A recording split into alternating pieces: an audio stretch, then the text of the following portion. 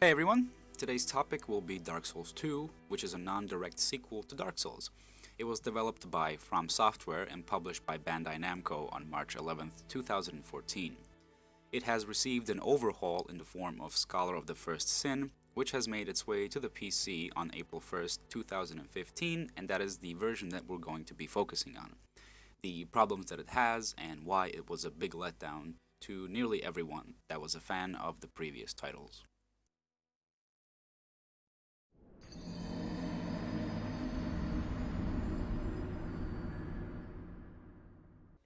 Before we talk about the opening of Dark Souls 2, let's just take a few moments to compare it to its predecessor.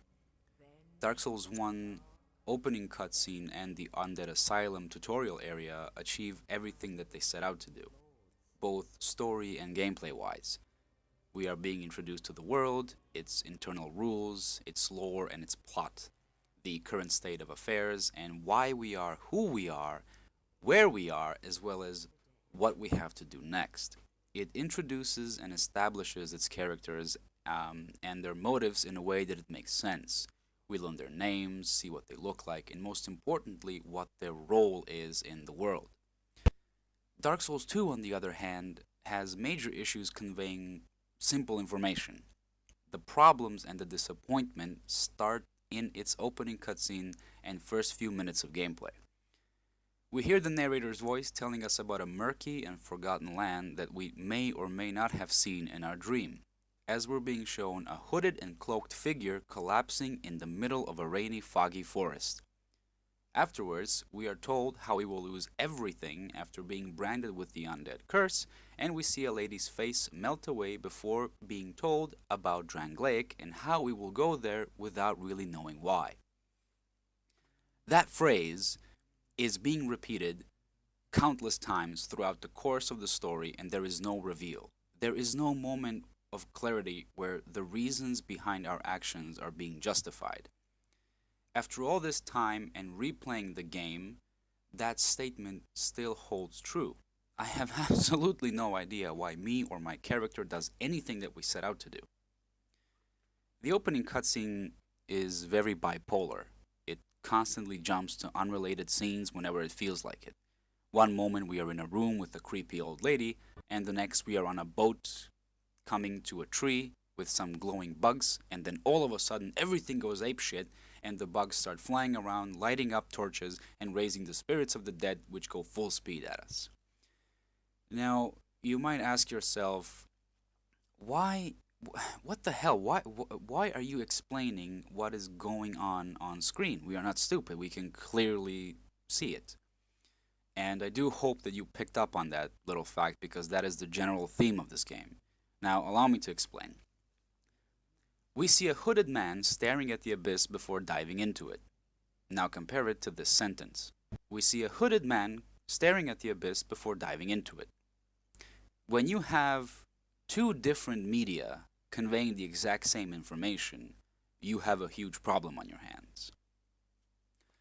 Now that we settled that and we started actually getting into the game, it is pretty obvious that the character that we are playing is the one from the cutscene, just because where we found him at, and he's dressed basically in the same clothing. This is very immersion breaking since the figure is a man, and you can even confirm that once you get to control the character and strip them of their clothing. It makes absolutely no sense that they put the character customization screen after you already seen and got to control him for some time.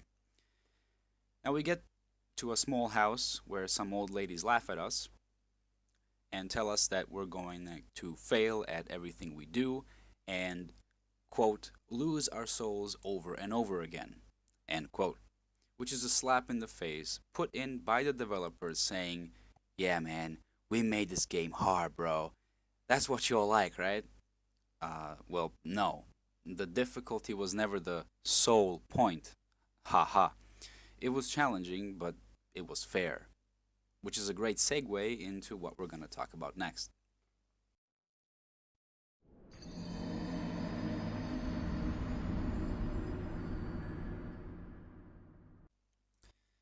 It is pretty apparent that the difficulty was a big focus here. They even put a death counter in Majula. It is mainly due to the enemy placement and how they attack. In every area, there is at least one place where the enemies group up in sometimes ridiculous numbers and gang up on you. Dark Souls 1 also had clusters of enemies, but they balanced it out in a way by giving them either low or no armor and broken weapons that deal small amounts of damage. All that this type of enemy placement does is create an artificial difficulty setting. And what I mean by that is that the challenge to it is mainly managing to survive a gangbang you can't do anything about since they all aggro together. Whilst we're on the topic of survival, your main tool is the roll, which has been drastically changed from Dark Souls 1 since it's not just in 3 categories based on only your armor, but now with this fucking weird shit, you will never know when your roll has invincibility frames.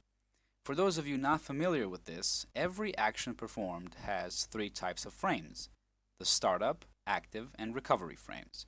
For the roll, the active frames are its invincibility frames, meaning no matter what attack is made against you, the roll will go right through it and you will avoid any and all damage. The adaptability stat screws it all up, paired with absolutely horrendous hitboxes some enemies have, and 360-degree tracking on pretty much all the attacks. I mean, just look at this shit. It's like the mace is made of marshmallows. How about some stamina usage, or giving a break for 2 seconds? Another thing that took a major hit was the healing, something that is very important in the Souls games. In Demon Souls, you could easily farm for grass, so Dark Souls made the change to the Estus system. It was your primary source of healing. There were a few others, like the Ring of the Evil Eye, a healing miracle, popping a humanity, or using certain weapons that restore your HP on hit. All of those have a caveat though. They are either too slow or require being successful in combat. The Estus, on the other hand, is reliable and safe when you use it at the correct time. Or, you can just poise drink it. Dark Souls 2 has, in addition to all the things mentioned, 3 types of life gems which you can infinitely buy, standing in water on specific Pharaoh's contraptions, and a life regen ring you get within the first area of the game. Now, I am going to use a word that is extremely controversial, and some of you will be baffled as to how I even have the balls to dream of uttering it in a sentence. But here goes. It is in my opinion that this is bad, for many reasons. But one that really stands out is the overabundance of bonfires, a total of 77 of them. Now, the tension of walking through a new area, as well as the feeling of relief when you find a new bonfire, is gone, since there are so many of them, some extremely close to each other, that you end up not giving a crap. Coupled with the fact that you will never run out of healing wares makes it even worse.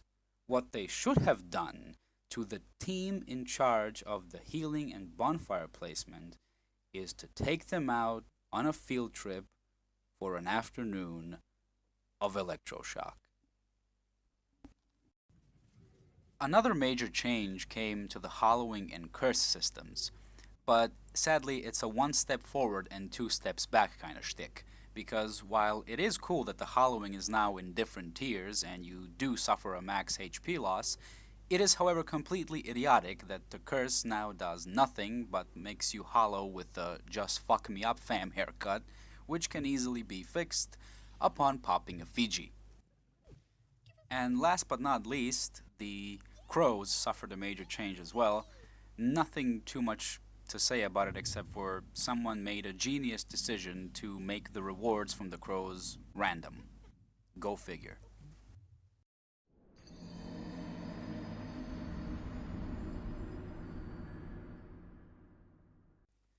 The 2 worlds, or the 2 kingdoms, Lordran and Drangleic, are vastly different from each other, but sadly for all the wrong reasons. In Dark Souls 1, Firelink Shrine, which is your primary hub area, opens up to about 14 places at the start if you choose the Master Key as your gift. And the amazing thing is that they're all connected in some way or another, usually resulting in opening up a shortcut. It makes the world feel real, and you can see that a lot of thought and effort was put into its architecture and design. While every area was easily accessible, it put trust in you that you will be smart enough while going to the catacombs or the new Londo ruins at the start that you will turn back and figure out that this is not the right way to go just yet. But even then, it doesn't stop you from going down there. Dark Souls 2, on the other hand, treats you like an idiot. At the start, Majula only opens up into two areas, three if you get the cat ring, but there is almost no reason to go down there just yet. Now, I already mentioned the bonfire placement and the shortcuts, and to put that in perspective how badly it is made this time around, you need not look any further than Huntsman's Copse. There is a tree that you can knock down, which offers a quote unquote shortcut, but it's rendered absolutely pointless since there is a bonfire right there. The, the whole design of the kingdom is very nonsensical. The worst offenders, in my opinion, of this are the way down from Hyde's Tower of Flame, which includes several flights of stairs and an elevator that goes down multiple floors, and yet somehow we are at sea level instead of being close to the ocean floor. The transition from Harvest Valley to Iron Keep is not only laughable at best, but no matter how you put it, it just makes no sense. After defeating Mytha, we go up at least 20 floors via an elevator and arrive at Iron Keep, which is, upon further inspection, a wasteland of lava. This is your primary testimony as to the attention of detail that has been given into the design of this game. Every single area leads to a boss with a dead end. And it is just as if we are playing Mega Man. Might as well have a stage select screen and just pick a boss. And speaking of which,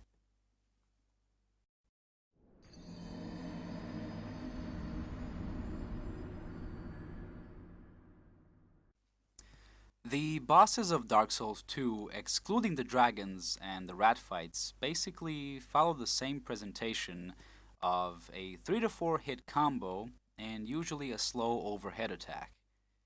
The times it does end up breaking the mold are not really wanted since it just turns out into a giant circle jerk by either making it a multi-boss setup or just cramming a bunch of shit in the middle of the arena.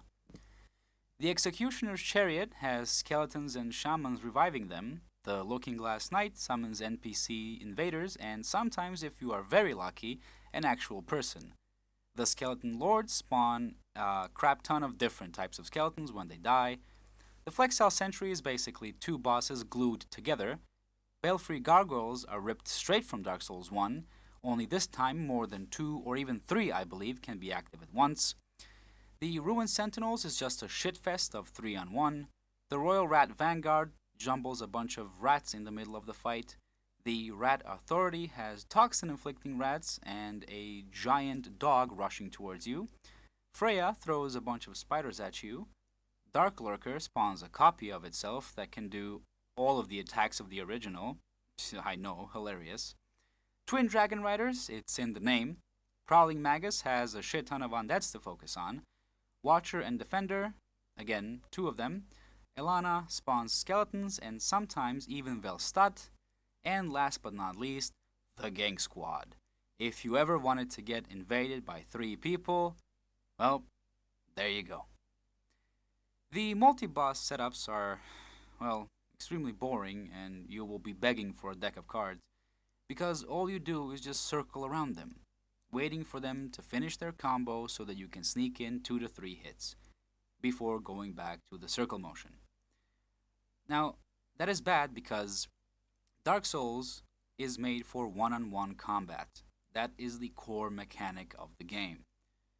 From its lock-on feature to its non-cancelable attacks, non-cancelable spell castings, you can cancel them if you do it in like the first frame of the attack, but it gets you nowhere. It does nothing if you cancel them. Now, I'm not saying that there are no interesting and or visually appealing fights, but there are just few and far in between. There is also no anticlimax here, which was something I was really fond of because it was done well in the past. For example, the final boss of Demon Souls, which was just a blob that you had to hit once and it dies, and Sif from Dark Souls 1. Now, those two stand out the most for me in that regard. Nearing the end of the Sif fight, when he drops to a certain amount of HP, he starts to limp, and his attacks are very uncoordinated and weak. Now, that's because that's what happens when you beat the shit out of a wolf for about 10 minutes. He starts to be in very bad shape. And that's why those fights are so memorable.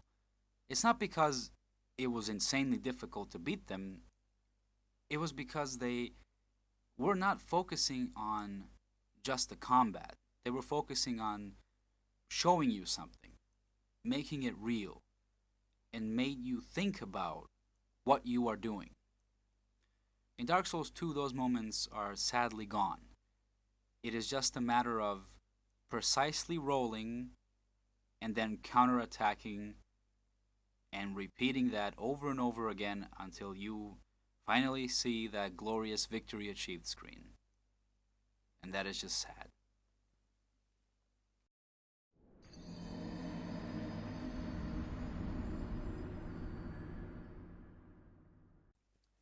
When it comes to simple common sense and logic, Dark Souls 2 just plainly throws it out the window. How could you have ever known that this door leads to you being clobbered to death by a hippo? Now, this type of thing happens all around the place where you least expect it. In previous titles, there was always some kind of indication of danger that awaits. While traps were indeed well hidden, they were never impossible to spot, if you were clever enough or just looked around a bit. Here, on the other hand, it's pretty much just a big fucking Easter hunt for things trying to kill you or illusory walls that are, this time around, revealed by pushing a button, which basically boils down to you running your ass into every single wall imaginable and just smashing the button like a madman. The secrets in this game are ho-ho, secret indeed. So much so that sometimes when you read up on it, or stumble on one by accident, or figure it out by word of mouth, you'll be scratching your scalp for hours thinking, what? How was I ever supposed to know this? Would you ever in a million years have guessed that by leading this pig all the way down to before the Freya fight, to where the mushroom patch is, it will give you a pickaxe weapon? What? Speaking of pigs, these three are another mystery. Did you know that if you kill them over and over again enough times, they will spawn into two bigger pigs? Then if you keep doing the same, kill them, run to the bonfire, rinse and repeat for about 55,000 times, then those two will morph into one giant boar that of course drops cracked red-eye orbs. What the fuck? There is also the valuable lesson that these games teach you. Dark Souls and Demon Souls basically teach you that while you will fail many times, don't give up. Find a different solution to a problem because obviously this one doesn't work. And that's a great lesson to get in life. Dark Souls 2, on the other hand, gives you the opposite. It teaches you that if you keep banging your head against the wall, eventually that wall is going to break. All you have to be is stubborn. You don't need to try anything else than what you're doing because eventually you will prevail. That is because the enemies will stop spawning in this game after you kill them enough times. I think the number is 12 or 13, but I'm not 100% sure. That is very, very, very bad because you can literally make the whole world empty. You can kill everything in sight, and they will stop spawning at some point, which will just leave you with a barren wasteland of nothingness. Also, one of the major issues that, at least for me, is that there are no consequences anymore to your actions. NPCs can be resurrected while killed. You can respec your points at any given time if you have a soul vessel. And that just, it makes it so that even if you get stuck at some point, you're only a few clicks away and your problems are solved. That is just, I have no words. It's just. Thank you. I believe that everyone will agree that the most baffling thing is how the path to the castle is blocked off. It is done so in two ways, one of which is good. A door that will not open until you either get the 4 Lord Souls or acquire 1,000,000 souls. But the other way, just down the road, literally 10 seconds away, is just a pile of debris. So instead of just, I don't know, climbing over it, our genius over here sets out and kills the 4 most powerful beings ever in existence. Now, the gate is fine because it's magic. You don't need to explain that to me. You don't need to tell me why it only opens when I have enough souls. But, on the other hand, I do know how rocks work. I do agree that some areas, such as the castle, need to be blocked off for later, but this is just a stupid way to do it. A simple fix that would fit perfectly here is to forget about the door and just put some sort of magic barrier in place of the rubble.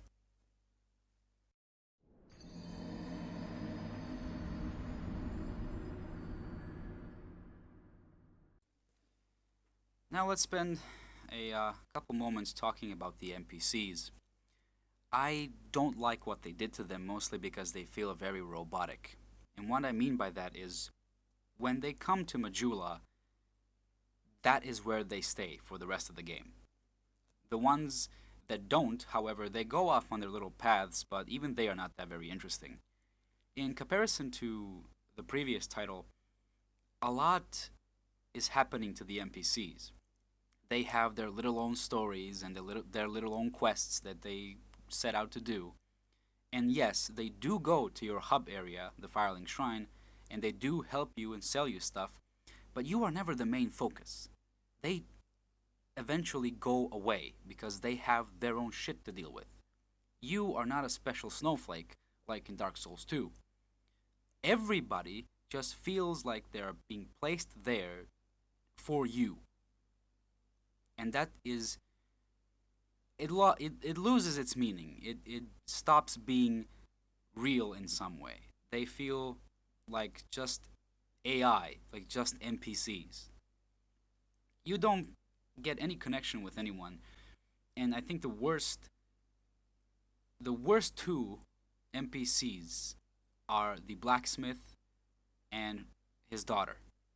Now, once you get both of them to Majula, she says that the blacksmith kind of looks like her father. And while you talk to the blacksmith, he then says, "I'm so glad that my daughter has finally come home." And yet, no matter what happens in the game, no matter how many times you exhaust both of their dialogues, they will not even look at each other anymore. They will not talk to each other. They will not go to each other. Nothing. They will do nothing. They sit literally 2 feet next to each other and nothing happens. Why? Why is this a thing? How can something so simple be just plain out ignored? Another major problem with the NPCs is the Emerald Herald, your main NPC of the game, which she is because she levels you up and gives you Estus flasks and blah blah blah.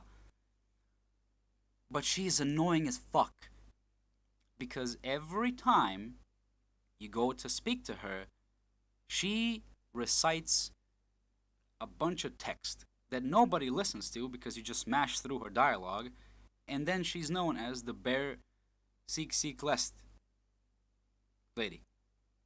Because when you mash through dialogue, she goes, Bear Seek Lest. Do you want to hear that nonstop? No. No, you don't. There is, however, one interesting thing that they tried to do, and that is with Patches in Lautrec 2.0, they turned the story around so that they it pits them against each other instead of you. But ultimately, that fails. At first, it's a very interesting concept that they plain out ignore you at some times. They just care about fighting each other. But then you don't feel involved into anything. You don't do anything to them. You don't help them in any way. You just are there, kind of.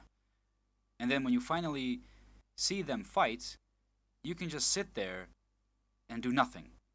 And whoever wins will give you their armor, or you can just run in and smash one of them upside the head. I won't talk about the story much, or at all rather, because of how many retcons it has. Mainly the description for the bone dust. They say these are the remains of a saint who cast himself into the fire, which basically means that the Link the Flame ending from Dark Souls 1 is canon. So if you pick the dark ending as I did, well, tough shit. So in conclusion, I will try and keep it very short. Even with all the problems that this game has, it's still a very good game. The fact that I'm talking about it still and playing it to this day says something. Just because it was disappointing because it could not follow the footsteps of its older brother doesn't mean it has no place of its own. While it is the least good of all the Souls series, it is definitely one of the games that you must play in your lifetime. Well, that's gonna be it for the two of us. I do hope you enjoyed our company, and thank you for lending an ear to our troubles. And taking the time to watch this video, of course. Let me know in the comments below what you think, and I will see you